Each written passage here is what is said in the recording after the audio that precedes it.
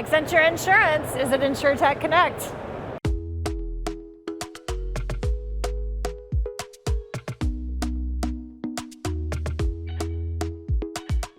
I'm Abbey Compton, Global Marketing Lead for Accenture Insurance, here at InsureTech Connect with Kenneth Saldanha, Accenture's Global Lead for Insurance. Nice to see you, Abbey. And joining us here at the InsureTech Connect booth is John Peters, Chief Insurance Officer with Lemonade. Welcome, John. Thanks for joining us. Thanks for having me.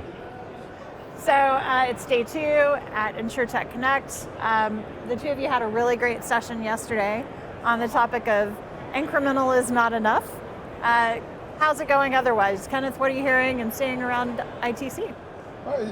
First off, it's fun to actually have a chance to get people together and talk about the industry. For those of us who actually enjoy talking about insurance at length, you have 2 full days of just mixing it up on insurance. And on the topic of, incremental is not enough, this is certainly the environment in which everyone is pushing on change and pushing on how to actually go beyond the traditional ways of doing insurance. So it's a fun time to be here. John, same for you? Anything? Yeah, my first time at InsureTech Connect, shockingly. It's great to see all the different offerings. Lots of companies offering different products and solutions that we're looking for, and so it's been good to connect with old friends and new opportunities at the same time. So, well, thanks for sitting down for this follow-up discussion with us. We wanted to kind of pick up on some of the things that the two of you talked about yesterday, particularly customer expectation, experience, and the shifts there, and the other ways that the industry's sort of long-held practices have changed. So one of the things you mentioned yesterday, John, was something that you've been seeing on Twitter occasionally. You'll see these, tweets at Lemonade, where you are now, and customers will sometimes say, "Oh, I was sitting on hold, with another insurer trying to get my policy written, and while I was on hold, I got my policy online." Yep. So does that happen a lot? Well, how is that kind of changing? How is Lemonade changing the approach, and what are you seeing in terms of those sort of direct experiences for customers? Yeah. It's tough to tell how much it happens, but people do comment on it regularly. It's easy when you can buy a policy in 90 seconds, and hold times nowadays are much longer than that, so it's not a surprise to us.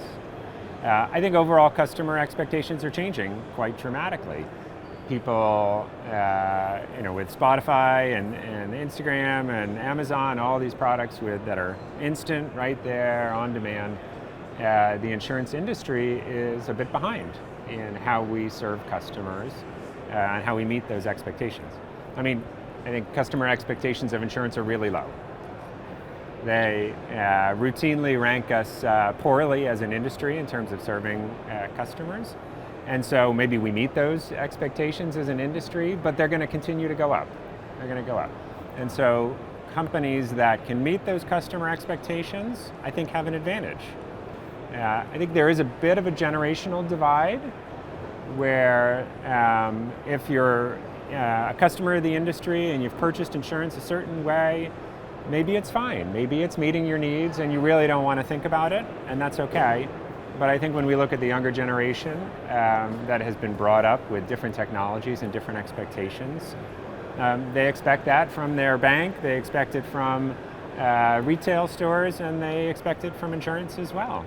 And that's the real change that we're seeing as that expectation becomes normal. Companies that can meet that expectation or exceed that expectation have a real advantage. So one of the things the two of you talked about yesterday was this sort of line between product, between pricing and experience, and sort of there's this willingness to put up with a little more maybe if you're getting a better price on something that's typically, there's a lot more at stake in terms of price. So, Kenneth, I don't think this is just limited to personal lines. Certainly this would be relevant for small business, et cetera. So what are you seeing there in terms of that expectation? Well, I think, as John was describing, the notion of someone actually in the midst of an experience just deciding that there's a better way and going that direction. I think that's a really important shift for the industry, right? Because I think there's been an expectation, or there's been a willingness to say that it's an orthodox, established industry practice. It's going to be a price conversation, so it's okay to have the service be whatever the service is, because it's a commoditized business, and we're just going to compete on price. And I think, John, your example is a great pointer to saying, certainly I would happily admit that there's price awareness. There's certainly price awareness, but it's not all encompassing. And I think as expectations shift and the gap between what you have to do for insurance versus what you do in every other sphere of your life expands, that price awareness starts to get balanced out, and people are willing to change what they're doing. Right? And I think it's to me, again, it comes back to this notion that we're really pushing around. Is it enough to optimize your call queue to bring 90 seconds back in vogue, right? And we would say, no, it's not. That's not going to solve the problem anymore. That's the core of kind of incremental is not enough, because we're past the tipping point of when you have to say, we're price aware, but we're going to have to deliver service, right? And so I think that orthodoxy of saying, well, we have a sense of what the buyer values are for this segment, and we're going to deliver that, and we're fine, is going to have to break in a big way. John. I think if you have two offers in front of you and one is easy and one is hard and the price is the same, you're going to choose the easy. So, no matter what, service matters and meeting customers' expectations matter. Then the big question is, how much more are they willing to pay? Or how much more effort are they willing to seek out something that meets their expectations versus one that maybe doesn't? And I don't think we know the answer to that question, but it's not zero. I mean, experience matters. You see it in all kinds of industries and customer surveys, and so we place a high value on that. We feel like as an industry we have not historically been particularly customer-centric. And if you are and deliver what customers want, that's a competitive advantage. And I think, John, your point too extends very quickly into, Abbey, you mentioned the spread into commercial as well. And I think that, especially as we think about the very natural progression of personal lines into small commercial and into other areas, I think there again, they've been treated as very distinct segments, and every carrier has this, you can't start a small commercial discussion without someone saying, well, how do we define small commercial? Right? And eventually it's an orthodoxy of how that particular carrier decides, we're going to use a number of employees or premium size, but it's fundamentally, again, an orthodoxy of how the carrier wants to organize the P&Ls or the business units and operate the company, which, again, entirely, John, you talked about this yesterday, when you're a large company that's successful and is doing great business, you are going to bring those distinctions into how you operate the business. However, your small commercial customer has no differentiation between what they're trying to buy for their small business or what they're buying for their home, right? And John, as you talked about yesterday, you're probably still buying a property coverage and coverage for 2 cars. It just happens to be for your business, not your home. So I think that's another place, Abbey, where I think this notion, the change having to be beyond just the internal orthodoxies of the organization into what are the customers telling you, what do we really think there's a legitimate difference in those experiences, I think will start to change how we operate the industry.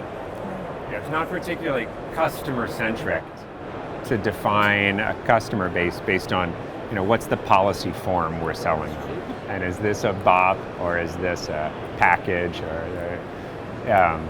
and you're right.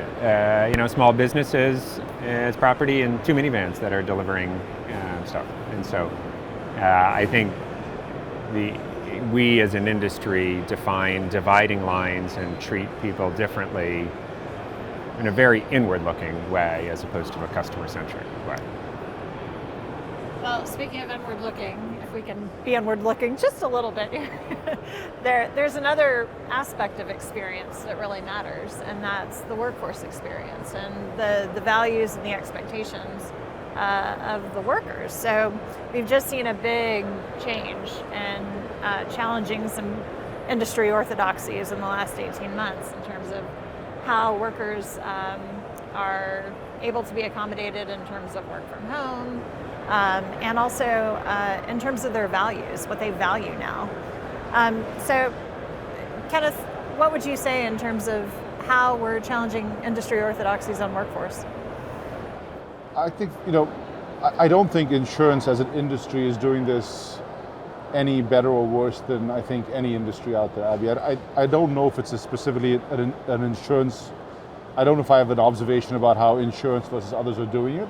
I will, certainly it is a topic that is at the very top of the list for senior leaders across insurance companies. I think that's true for most organizations, right? And the need to actually both make that a market-facing priority in terms of what are the products we're selling, how are we doing risk rating and pricing. Those kind of market-facing elements of the ESG agenda are a really big deal. And then as you said, the workforce side of it, right? How are we actually operating as a company? So I don't know if I would say that the insurers have a particular spin on this. I think they are, like every other company, really kind of wrestling with it. I mean, it's fascinating to think about what the workforce, what does it mean to work for a company 5 years from now or 10 years from now? If you're work from home, you can work for anybody. You don't have to move. You don't have to move your chair. You could be working for one company versus another. And then how do you build a company of employees that are so distributed and in a lot of ways disconnected from each other? Probably 2/3 of our employees were hired since the pandemic started. And so the vast majority is not connected in the traditional way we think of employees being connected. And so I think that you have to work really hard at building a culture and a community and a shared perspective so that your employees are passionate about what you're doing as a company, and they're excited to deliver great service and be part of something. And you want them to be passionate about what you're doing. And that's where I think the ESG topic comes in and maybe is a bit underappreciated. Like customers want to purchase products from companies that have aligned interests or shared principles. And again, I don't know if that's 2% of the population, 20%, or 50% of the population, but there's a growing part of the population that cares about where they purchase products, and they want to work with companies or buy from companies that they feel an alignment to. Employees are the same. They want to work at a company they feel aligned to, and that gets them to be part of the culture and have shared beliefs and shared principles, and it connects people together. And so we see as much of an impact in the ESG agenda with customers as we do with employees. And they talk about it all the time. It's what binds us together. And I do think, John, some of the insurance industry, in my mind, does have a real opportunity to take a much stronger position on its social purpose. If you think about the notion of protecting from risk, and again, we talked about this yesterday, a lot of the highway safety regulation, a lot of graduated licenses for teens, a lot of the things that are keeping new drivers and kids safe, that are keeping people safe on highways, are actually part of what insurers did. So I do think there's maybe a missed opportunity for insurance to kind of step out and be a much stronger voice to say there's a social purpose here to what we do, that whether you're talking about personally allows you to minimize the risk in your life, or at least manage the risk in your life. Commercially, by virtue of having that insurance, it just changes to put bluntly, your capital requirements of how you actually operate as a business. So you can take that. We keep the wheels of commerce moving because it's insurance, right? And so we keep families safe. We keep the wheels of commerce moving. I wouldn't claim to be the marketing branding person on that, but I do feel like the industry, has missed the chance to take a really strong position on what we do, so that we don't talk about just the product or what it is that you're going to get when you buy this insurance product, but talk about what is the sentiment behind insurance. it's as an industry, it's one of the most noble propositions that says we work together and come to support people in their time of need. That's the definition of insurance. But people look at it as a financial transaction. I pay premiums. When I need to, I file a claim, and then I fight with my insurance company to get paid. And whether that's true or not, that's the perception of lots of customers. And as an industry, I do think we've made tremendous strides over decades at making the world safer, making roads safer, making workers safer. We do have a responsibility to do that, and it serves society in general, and it serves our own, the needs of our customers, and it serves our own needs all at the same time. But you're talking to a couple of, you're just hearing from the choir on this one right now. We have to admit that right up front. Well, I'll join you in that chorus. So, Kenneth and John, thank you so much for being here. I'm Abbey Compton from InsureTech Connect.